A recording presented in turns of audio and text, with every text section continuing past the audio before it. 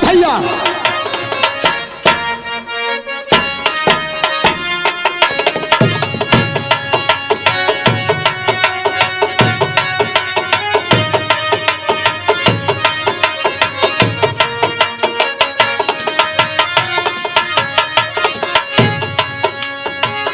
कवि ने बड़ी ऊंची लाइन में लिखा,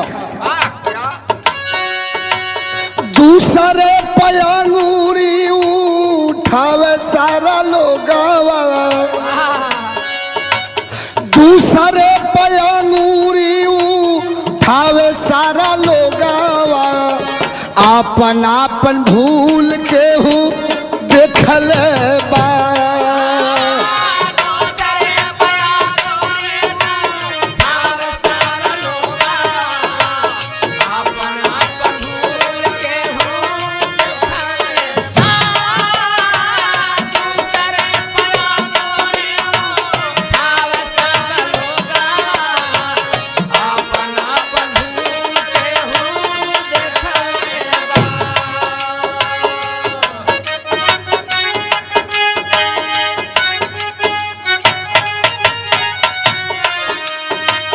फूलवा के घाटी जाऊ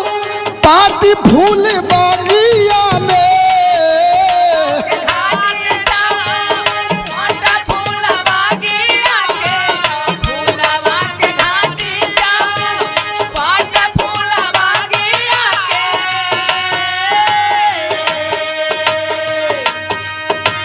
हर रंग के फूल मिले फूल के बाजारिया में,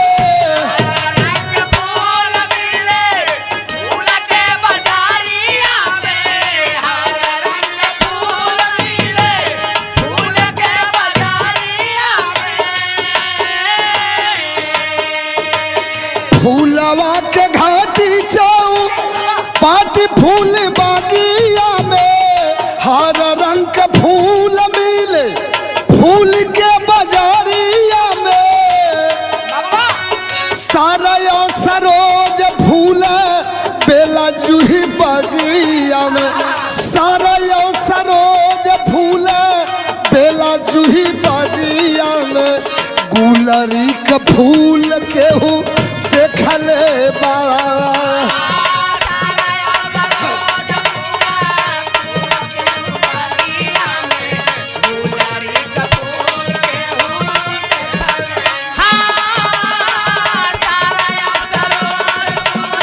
बहुत अच्छा महेंद्र नचा दे बाबू।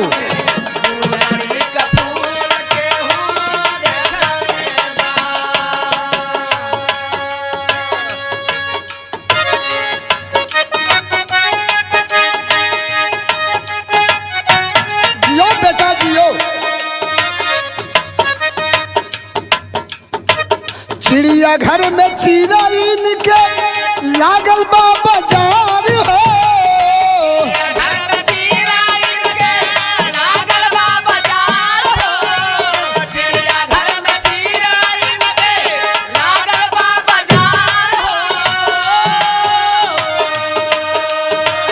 हर जीव जंतु जा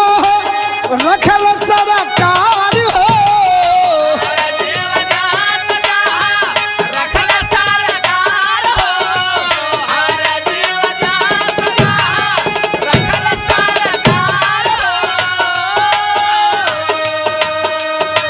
चिड़िया घर में चिरैन के लागल बा बाजार हो, हर जीव जंतु जा रखल सरकार हो, हर जीव देखायल पर एक ना देखायल, हर जीव देखायल पर एक ना देखायल, चिड़ै शाहदूल केहू देखल बा।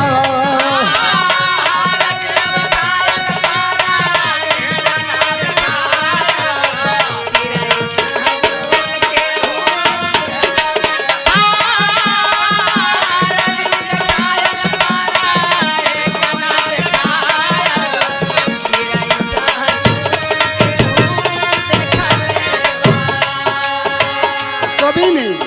तीसरी बंद में लिखा, कैसे मास्टर?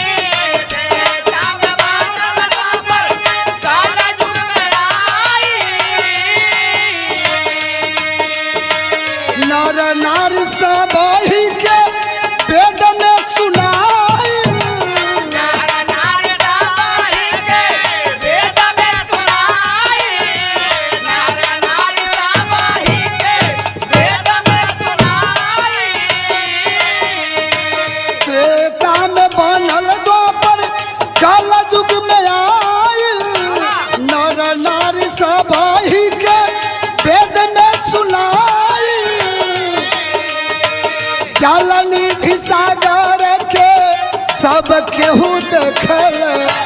जल निधि सागर के सब केहू देखल राम से तू फूल केहू देखल बा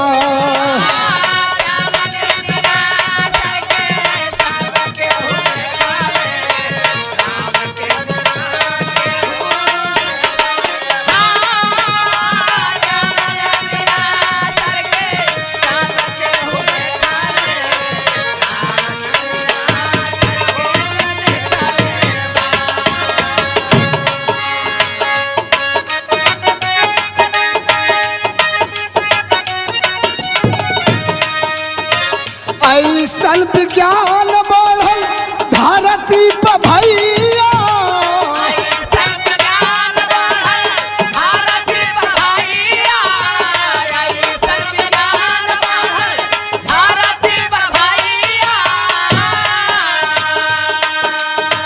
मारयो मुआवे के बनली दवैया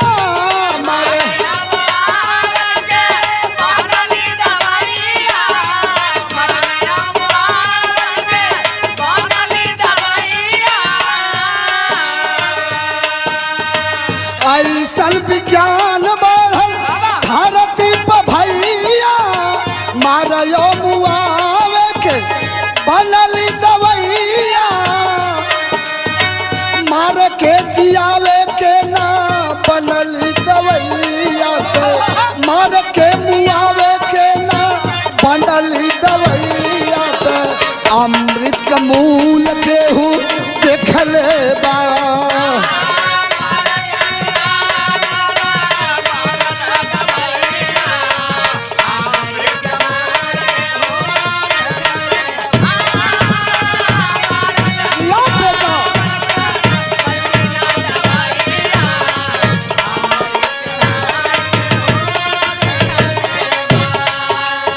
आखिरी लाइन में कवि ने बड़ी ऊंची लाइन लिखे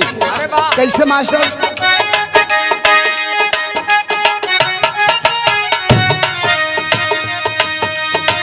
बोला केहू देखल बा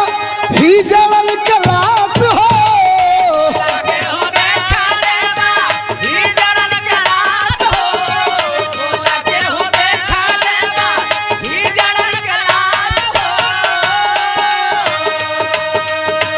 अंतिम समय में जबकि होल स्वर्गवास हो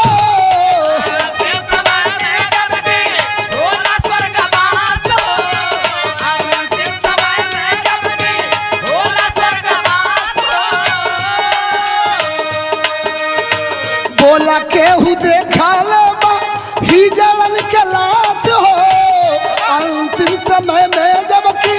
होल स्वर्गवास हो निकलत का प्राण तूबा तावा कवि रघुबर निकलत का प्राण तूबा तावा कवि रघुबर प्राण निर्मूल केहू देखला बा